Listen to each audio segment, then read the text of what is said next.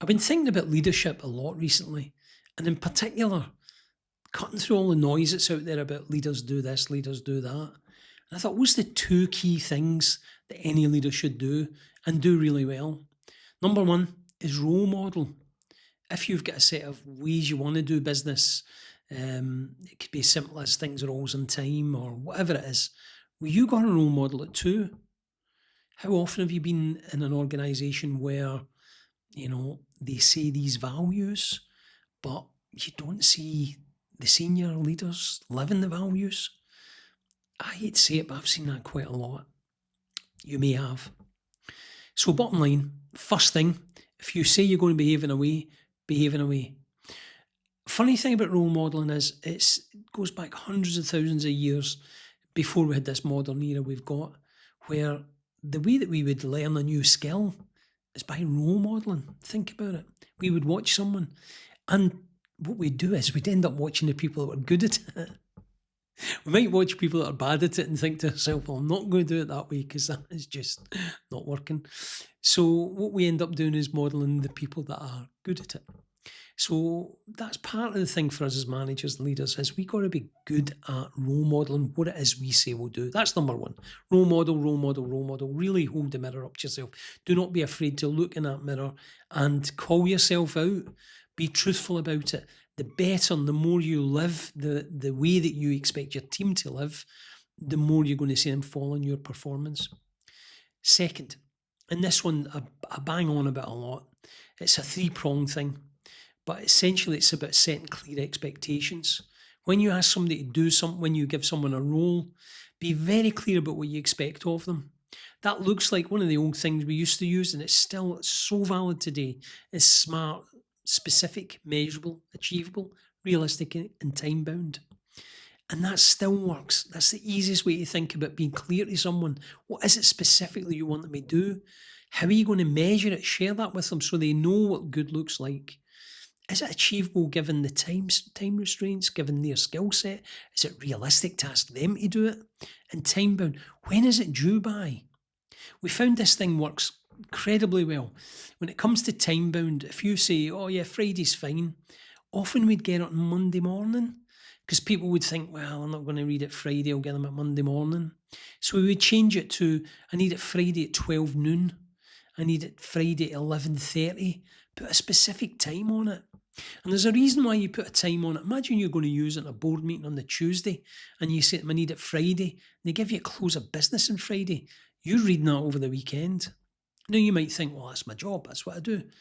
It's not. They should give you it in a time that suits, that you can reflect on. Remember work-life balance. Remember that thing. So if I put a specific time on it, Wednesday at 12 noon, Wednesday at 5 o'clock, Wednesday at 3:30, and I have a reason why I'm asking it that. Don't just make it bullshit. If I need to present something on a Thursday, it's good to get it 12 noon on a Wednesday because then I can read it.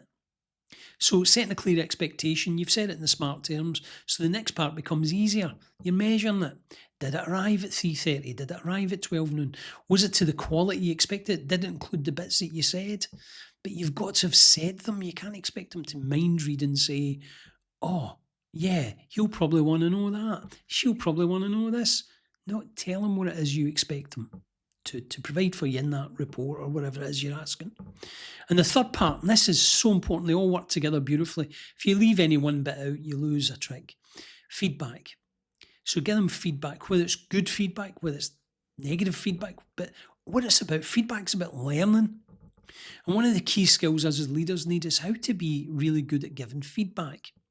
And the best way to think about giving feedback is talk about the behaviour, talk about the facts. What is it you saw?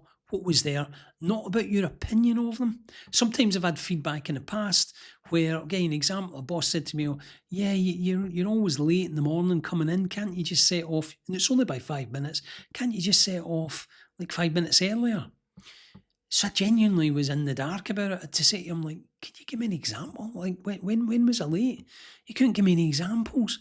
I think he might have caught me once after a traffic jam. It was a dreadful traffic down the hill into the office when I worked in North London. And he kind of roped in this one time it happened to be every time. So when you're giving that feedback, stick to fact, not your opinion. Have you noticed it?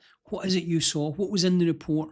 What did you expect in the report? Did you tell them? And the big thing with feedback, imagine giving feedback on something that you never asked for. How's that going to work? Oh, yeah, you never put a section in on finance. You never asked for a section in finance. Yeah, but I thought you'd have thought that. I thought you'd have known it. No, if you want a section in finance, tell them. A lot of this, I'll be honest with you, a lot of the setting clarity and expectations come from the fact that a lot of people claim to be too busy. And part of being too busy is that they don't prepare enough. Now, if I'm asking somebody to do something for me, part of asking them is preparing. And SMART is fantastic, specific, measurable, achievable, realistic, and timely or time bound. Just thinking like that helps. As you've done your prep. So this preparation is not like I'm going to have to sit for half an hour and work it out. It's not. That preparation can literally be as fast as specifically what does it need them to do? What do I want them to include? What doesn't need including? Tell them what should be in it, what shouldn't be in it. Fantastic. Tell them what you expect and what you don't expect. So really, really useful tool. So let me just circle back to that. First thing, role modelling. Be great at role modelling. Whatever it is you've set out there to do, you want your team to behave, you've got to act like it first. Second, clarity. And that works with 3 prongs. Be clear about what you expect. Second, measure it. And third, give feedback on it. Hope that's useful to you. Try it and send me some comments if you've found some success with it, or if there's anything you think you need to tweak, just let me know. Thanks a lot.